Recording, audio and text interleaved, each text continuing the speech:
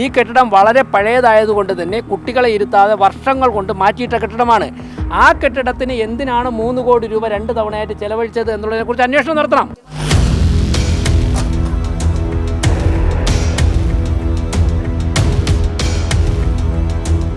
Attakulangara government central school കോമ്പൗണ്ടിലെ കെട്ടിടമാണിത്. കഴിഞ്ഞ ദിവസം തകർന്നു വീണ ഈ കെട്ടിടത്തിൽ SSKയുടെ ഓഫീസാണ് പ്രവർത്തിക്കുന്നത്. ഈ കാണുന്ന മേൽക്കൂരയാണ് ഇന്നലെ വൈകുന്നേരത്തോടു കൂടി ഇടിഞ്ഞു വീണത്. നഗരഹൃദയത്തിൽ സ്ഥിതി ചെയ്യുന്ന സ്കൂളിലെ പൈതൃക മന്ദിരത്തിന്റെ മേൽക്കൂരയാണ് തകർന്നു വീണത്. ഇതിന് സമീപത്തെ കോൺക്രീറ്റ് കെട്ടിടത്തിലാണ് സ്കൂൾ പ്രവർത്തിക്കുന്നത്. തിങ്കളാഴ്ച സ്കൂളിൽ പ്രവേശനോത്സവം നടന്നിരുന്നു. അന്ന് വൈകുന്നേരം 5:30-ഓടെയാണ് അപകടം നടന്നത്. ഞങ്ങൾ 5 മണിയൊക്കെ ആയപ്പോൾ ഓഫീസ് ക്ലോസ് ചെയ്തിറങ്ങുന്ന സമയമായിരുന്നു. ഏകദേശം ഒരു 5:10-5:05 ആയപ്പോഴത്തേക്ക് ഈ തടി ഇളകുന്ന സൗണ്ട് ഉണ്ടല്ലോ. അപ്പോൾ നമ്മൾ സാധാരണ ഈ മരത്തിൻ്റെ ചില്ലകൾ വീഴും. അപ്പോൾ ആ ചില്ല വീഴുന്നു എന്നുള്ളൊരു ധാരണയിലാണ് നമ്മൾ നിന്നത്. ആ സമയമൊക്കെ ആയപ്പോഴത്തേക്കും പടപടാന്ന് സൗണ്ട് കേട്ടു. ഒരു 5:10 ആയപ്പോഴത്തേക്കും കട്ടളയും ഓടും എല്ലാം കൂടെ ഒരുമിച്ച് നിലം പതിക്കുന്ന സ്ഥിതിയാണ് ഉണ്ടായിരുന്നത്.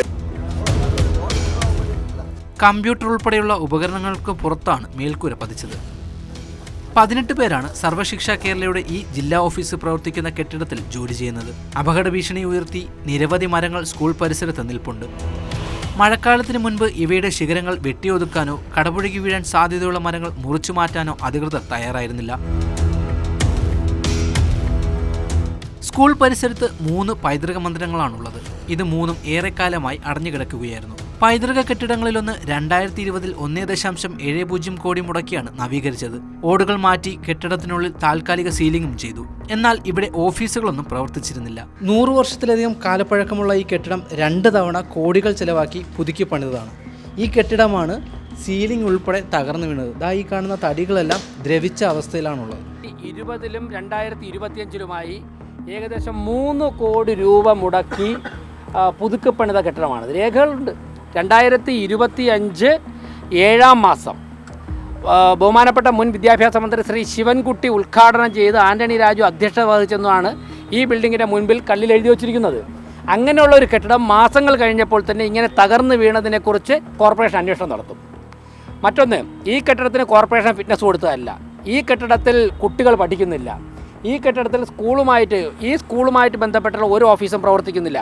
ഈ കെട്ടിടം വളരെ പഴയതായതുകൊണ്ട് തന്നെ കുട്ടികളെ ഇരുത്താതെ വർഷങ്ങൾ കൊണ്ട് മാറ്റിയിട്ട കെട്ടിടമാണ്. ആ കെട്ടിടത്തിന് എന്തിനാണ് 3 കോടി രൂപ 2 തവണയായിട്ട് ചെലവഴിച്ചത് എന്നുള്ളതിനെക്കുറിച്ച് അന്വേഷണം നടത്തണം. SSKയുടെ ആവശ്യപ്രകാരം 2025-ലാണ് കെട്ടിടം അവർക്കായി അനുവദിച്ചത്. കെട്ടിടത്തിൽ ഓഫീസ് മുറികൾ പ്രത്യേകമായി പണിതു.